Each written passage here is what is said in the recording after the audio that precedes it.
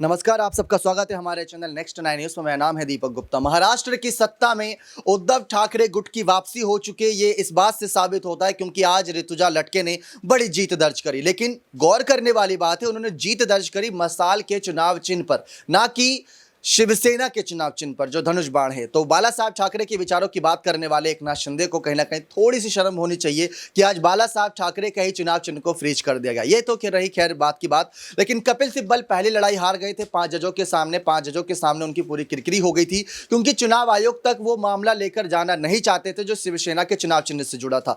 दल बदल का कानून के लिए उन्होंने एड़ी चोटी का जोर लगा दिया, लेकिन इसके बावजूद भी उनकी हार हुई। अब शिंदे गुट जिस तरीके से यहां पर सामने अपना कहीं ना कहीं पूरा मजबूती से दस्तावेज जमा कर रहा है यहां पर, और उद्धव गुट भी दस्तावेज जमा कर रहा है। 29 नवंबर को बड़ी सुनवाई होगी और उस बड़ी सुनवाई के दौरान कुछ कठोर फैसला भी आ सकता है। लेकिन खेमे से, बीजेपी के खेमे से ये भी खबरें सामने आई कि अगर 16 विधायक अयोग्य होते हैं तो 22 विधायक कांग्रेस से तोड़कर अपने पास ले लेंगे, तो बहुमत फिर भी हमारे पास बने रहेगा। लेकिन ये तो रही खैर बात की बात। हमारे साथ किरण जुड़ी हुई है, उनसे सीधा सवाल रहेगा कि कपिल सिब्बल जिस तरीके से बातें कर रहे थे पिछली दलीलों में, वो दलीलें आपको कितनी लाजमी लगी? और जो आने वाले 29 नवंबर में कपिल सिब्बल के सामने उद्धव के वकील होने के तौर पर उनके लिए बड़ी चुनौती होगी, तो उसको आप कैसे देख रहे हैं कि वो शिंदे गुट की हार के लिए ऐसे क्या कदम है जो उठा सकते हैं? देखिए, सबसे पहले तो आपने जिक्र किया ऋतुजा लटके को लेकर। सबसे पहले मैं उस पर भी बताना चाहूंगी कि ऋतुजा लटके की यहाँ पर शानदार जीत हुई है और एक तरफा जीत हुई है, क्योंकि बीजेपी की तरफ से या फिर कहे एकनाथ शिंदे की तरफ से अपना कोई उम्मीदवार नहीं उतारा गया। तो यहाँ पर अब उद्धव ठाकरे की बड़ी जीत हुई है,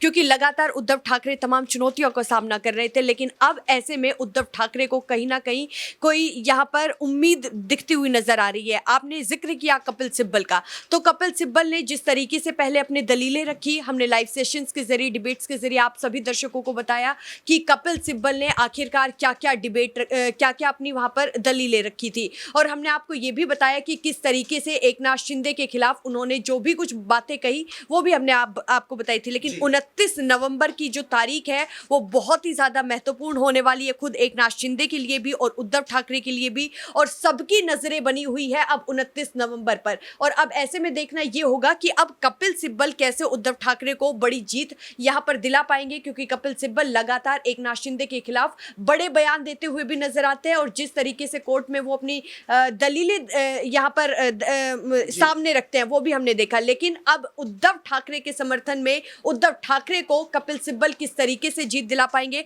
वो बहुत ही ज्यादा दिलचस्प होने वाला है, क्योंकि एकनाथ शिंदे के खिलाफ लगातार वो बोलते हुए भी नजर आते हैं।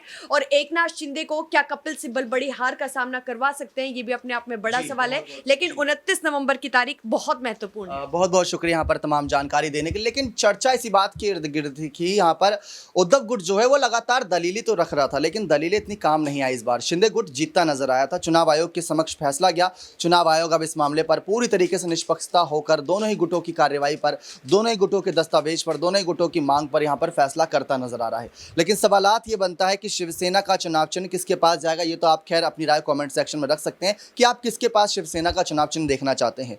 और अब देखना ये भी दिलचस्प होगा कि कपिल सिब्बल ऐसा कौन सा बड़ा खुलासा करते हैं, ऐसी कौन सी दलीलें रखते हैं जिससे इस बार जीत होगी कहीं ना कहीं उद्धव गुट की और शिंदे गुट की होगी करारी हार। 5 जजों के फैसले का भी इंतजार है और यहाँ पर अब 29 नवंबर की तारीख का भी इंतजार है। आज यहाँ पर जीत हुई ऋतुजा लटके की, लेकिन अब जीत का इंतजार रहेगा उद्धव गुट की, क्योंकि महिला विधायक ने तो अपनी जीत दिखा दी। लेकिन अब बारी है उद्धव ठाकरे गुट की कि वो अपने दस्तावेज, अपनी क्या यहाँ पर दलीलें हैं जो रखते हैं कोर्ट के समक्ष, 5 जजों के समक्ष, जिससे 16 विधायकों की अयोग्यता पर फैसला आए। उसमें मुख्यमंत्री एकनाथ शिंदे भी होंगे।